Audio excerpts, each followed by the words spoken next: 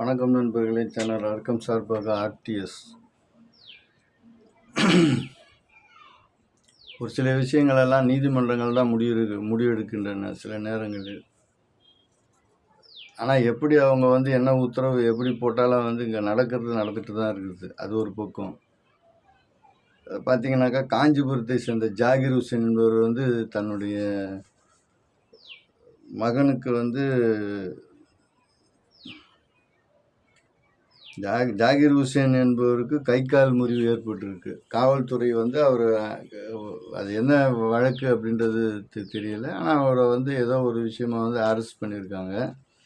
அப்போ பார்த்தீங்கன்னாக்கா, அவருடைய மகன் இப்ராஹிம் நீதிமன்றத்தில் இந்த மாதிரி என்னுடைய மகனுக்கு போலீஸார் விசாரணைக்கு கூப்பிட்டு போன பக்கத்தில் கை கால் முறிவு ஏற்பட்டிருக்கு, இதை தகுந்த இதில் நீங்கள் இது பண்ணணும் அப்படின்னு சொல்லிட்டு கேட்டிருக்காங்க. இப்போ சமீபமாக பார்த்தீங்கன்னாக்கா நிறைய அந்த மாதிரி வழக்கு வந்தது.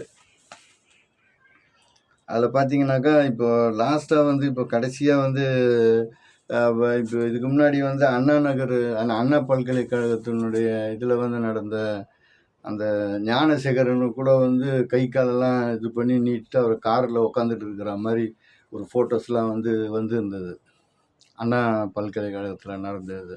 ஆனால் அவருக்கெல்லாம் அப்படிலாம் உடனே அதெல்லாம் அப்படி நடந்த மாதிரிலாம் தெரிஞ்சு அப்படிப்பட்ட ஒரு இதுதான் இருந்தது. அது எல்லாத்துக்குமே அது நல்லாவே தெரியும். அவர் நல்லா சாதாரணமாக இப்போ போகிறார்.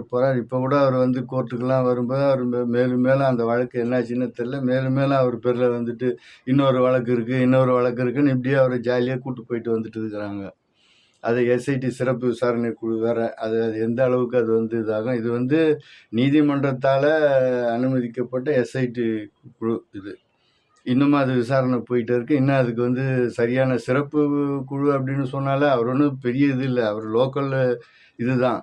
ஆனால் அது ஏன் இன்னும் அது விசாரணை முடிவுக்கு வராமல் இருக்குன்றது தெரில. கூட 4 நாள் முன்னாடி கூட புதுசாக ஏதோ ஒரு பேரில் ஒரு வழக்கு இருக்குதுன்னு சொல்லிட்டு அவர் இங்கே கூப்பிட்டு போனாங்க வந்தாங்கன்ட்டு. இப்போ நீதிமன்றத்தில் நீதியரசர் கேட்குற கேள்வி என்னன்னாக்கா, நீங்கள் காவல்துறையினுடைய விசாரணை எந்த அளவுக்கு இருக்குன்னு எங்களுக்கு தெரியும். இருந்தாலும் இப்போ நீங்களாம் போகிறீங்க வரீங்கன்னாக்கா, நீங்கள் உங்களுடைய ஆய்வாளரோ இல்லை உங்களுடைய துணை ஆய்வாளரோ அந்த பாத்ரூம்க்கெல்லாம் போகிறது இல்லையா? அவங்களாம் வழுக்கி விட மாட்டாங்களா? அவங்களுக்கெல்லாம் வழுக்காதா? நீங்கள் கூட்டு விசாரணைக்காக நீங்கள் கூட்டு போகிறவங்க மட்டும்தான் வழுக்கி விழுந்து அவங்களுக்கு இந்த மாதிரி கை கால் முறிவு ஏற்படுமா? இது அரசு வழக்கறிஞர் சொல்கிறார். அவர் ஏன் இப்படி கட்டு போட்டுருக்குதுன்னு கேட்கும்போது அரசு வழக்கறிஞர் சொல்கிறார், இந்த மாதிரி அவருக்கு பாத்ரூமில் வலிக்கும் தான். சாதாரணமாக வலிக்கு விழுந்தாக்கா எங்கே அடிப்படும்? வழிக்கு விழும்போது குறிப்பாக பார்க்க போனாக்கா அந்த பேக் சைடு இந்த மாதிரி இடங்களில் தான் விழும். அங்கே தான் ஏதாவது இதெல்லாம் பார்த்திங்கனாக்கா கை கால் முறிவு தான் ஏற்பட்டிருக்கும். அது எப்படி இவங்களுக்கெல்லாம் மட்டும் ஆகாதா?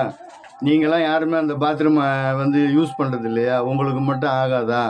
இதுக்கு மேலே இனிமேல் இந்த மாதிரியான ஒரு நடவடிக்கைலாம் இந்த மாதிரி மாவுக்கட்டு எல்லாம் போட்டுட்டு மாதிரி ஒரு இதெல்லாம் வந்துச்சு அப்படின்னு சொன்னாக்கா சம்மந்தப்பட்ட இவங்க கண்டிப்பாக வேலை இழக்க நேரிடும்னு நீதியரசர் சொல்லியிருக்காரு.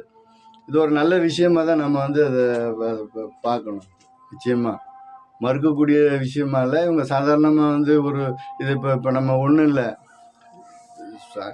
அற்ப சொற்பமாக கடை திறந்து இருக்குது இந்த நேரத்தில் அப்படின்னு கூப்பிட்டு போய் 2 தந்தை மகன் 2 பேரை கொண்டுட்ட நிகழ்ச்சிகள்லாம் இந்த காவல் நிலையத்தில் நடந்திருக்கு. தூத்துக்குடியில் நடந்த சம்பவங்கள்லாம் நடந்திருக்கு.